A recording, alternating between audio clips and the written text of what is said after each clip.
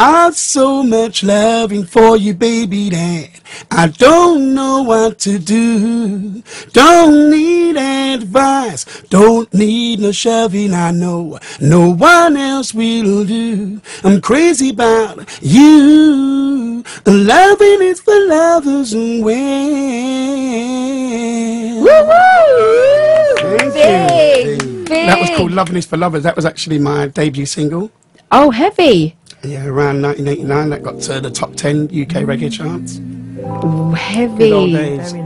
So, because we were speaking about what does the UK have in regards to veterans? You know, like you've got kind of like people that are setting standards for the young people and people who they can look to. And we know that in America you got Tina Turner, you got Al Green, you got Aretha Franklin.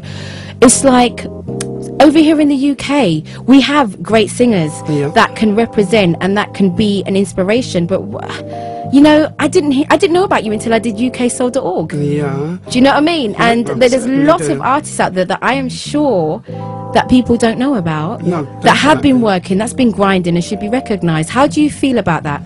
I kind of don't look. I've always thought about the question you've just asked. I don't really take it personally now that I understand it. You see, in America, you're always going to get the next Tina Turner. You're always going to get the next Marvin Gaye, because their music doesn't really change that much. When a new music comes out, it's something completely different. Like when hip hop came out in England, the lovers rock that would have came out in the late 70s, early 80s, and then the modern lovers rock that would have followed after.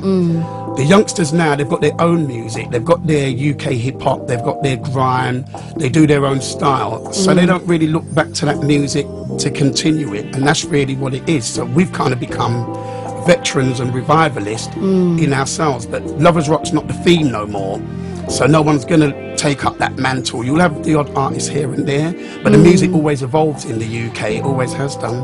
Do you think, because you know, there's a part of me that wants to agree with that, but I think that the industry and the people that are in the industry controlling what the general public sees are purposely not pushing it forward, and that's the reason why you know, people are led to feel that it's not modern anymore, or people are not listening to it. But in actual fact, people are listening to it. People are saying, you know, we're tired of hearing the same old type of music. People that listen to grime listen, for example, to my music and love it. So it's about representing what's there, and I think UK needs to stop being sheeps and they need to start leading. Do you know what I mean? Definitely. And I was saying that grime is predominantly kind of represented by young black people, and that's not what we're all about. So many you know, you got, you know, there's so much diversions of music out there, you know, but we're going to come back to you anyway. So you have done over 150 PAs. That's a lot. That's over a period of like 15 to 18 years, I'd say. Right, okay. So places like Tudor Road that we were talking about, Paul, on the way over, and Southall. When we came across London Bridge, I always looked to the left to see where Podium used to be. In Vauxhall, done Podium as well, and Hackney Empire, Brixton Academy, and the Forum in Kentish Town. So it's all built up out of London as well. Wicked. So it's basically you have been hard grafting, basically. Yeah, I kind of stopped as well at certain periods when I had my recording studio. I was more producing and writing for other people. Right, okay. But when I came back with my Can you name names? Oh, well, I've worked with Dennis Brown in the past. I've worked with people like Jack Rubin and people like Richie Davis as well. You see the blank look on my face. But I have heard of Dennis Brown. That's good. That's a start. And your friend as well, Paul, sings as well. So if he doesn't mind, we'll get to speak to him just for a brief second that's fine. this evening. So we're going to play one of your tracks, and then we're going to come back to you and ask what it is that you are doing now. Brilliant. Okay? Wicked. Ready?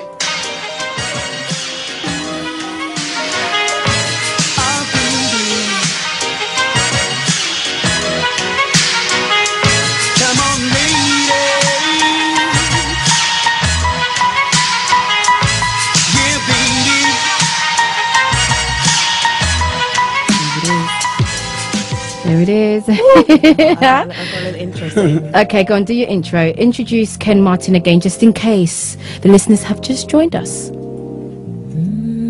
It's Ken Martin. You go, girl. Ken Martin. Don't forget his friend. Oh, just that. And Paul. He didn't get such a nice ample. Oh, never mind, Paul. So I see from your bio, you know, you were saying before you've worked with some artists. I see that you've worked with someone from Musical Youth. Is that Oh, yes, Pastor Calvin. Dutch? Is that Pastor Dutchy? Yeah. It is. Looking at me like, Pastor Dutchy on the left hand side. Yeah, I don't even know if I was allowed to say that, but oh well. That's Calvin from Musical Youth, yeah. Good friend of mine and my friend Jack Rubin. Okay, cool. Are they from the Musical Youth band as well? Is that? No, just Calvin. Oh, himself. okay, But, okay. He's still writing at the moment, and he's got an album Wow. that Jack Rubin's been co-producing with him and so forth. So hopefully that will be out early next year. Wow, that's amazing. So it's great that you're actually bigging up some of your colleagues on the That's radio never show a as problem. well. Never a problem. You know, and Genuine guy here is good for that. that's what we like. emotional, genuine guy. Yes. But you know, men lie. You know that sometimes. Oh, the toxins have been up in their What? Can I bodies. ask you a question? Yeah, sure. Why is it that guys would cry over something and say they'll never do it again, and then do it again? Well, I don't know. I just suppose it's like a child. human nature, I suppose.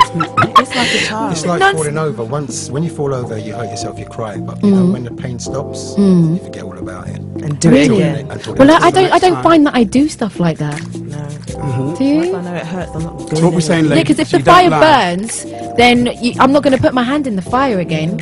Unless I want to burn again and cry. Yeah. Okay. So you've been working with Wayne Marshall, the G-Spot man, as well. Yeah, I've done a show with Wayne. It was the first time I met him, and I've done a show, Supreme FM, if I'm allowed to say another station. Of course you can. Well, you've done it already now, innit? Yeah, they had a show. They had a show about 4 weeks ago. Okay. No, longer than that. A little longer than that. Say 6 weeks ago. Okay. And myself and Wayne Marshall was on the bill. First time I got to meet him. I've heard of Wayne so many times because so many colleagues know him that I've worked with. And yeah, really, really nice guy. Wicked. really He is a great talent. guy, isn't Yeah. he? And I've got a song with him as well. So, you know, it's... Kyra always likes to plug herself. I will. brilliant. Every single time. I look forward to hearing that. It's beautiful. I think I might actually have it here, but I don't know if I'm allowed to play it yet because it's on his album that's going to be Okay. coming out real soon. So I might have to just hold on Might to have to be it. hush hush for a moment. Ooh, yeah, you're going to have to just keep listening in and then eventually you'll get to hear it. That's called a tease. It is called a tease, isn't it? I'm not even going to play a little bit so that they could. I'm just going to just say, you know what? Just keep listening. Eventually, what will happen? You'll hear Worldwide the exclusive. Exactly. And I'll be playing it here first because I will find out when the album goes out. But you're also, so you know, we've been listening to your soulful side, and you come from a reggae background.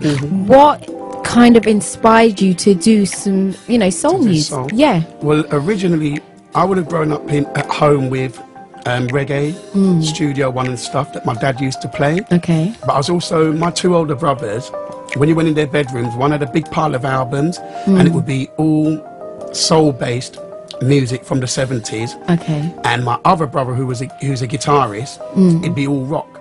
Okay. Pink Floyd, Deep Purple. So it was all eclectic. And the stuff I was listening to on the radio as well was influencing me. But through Dad, you kind of listened more to the reggae. Right. And by the time I turned about 16 and bought my own records, I started to just buy soul. That's where I was led to, Okay. the soul music. And I wasn't really playing much reggae at that time. And I used to get nicknamed Soulhead, which was a big term back in the 80s. Ah, All the okay. people that loved reggae, if you dressed different as a soulhead, and they'd call you a soulhead. And I didn't mind. It was when Lovers Rock came out in the early 80s when it really exploded. Yeah. When I made that switch. Right, so soul was your first Soul was kind of originally love. the first love when it came to buying Okay. records, and the influence and how I used to sing was always the soul style. It's just that Lovers Rock gave me that opening because it led me to Unity Sound System. Okay.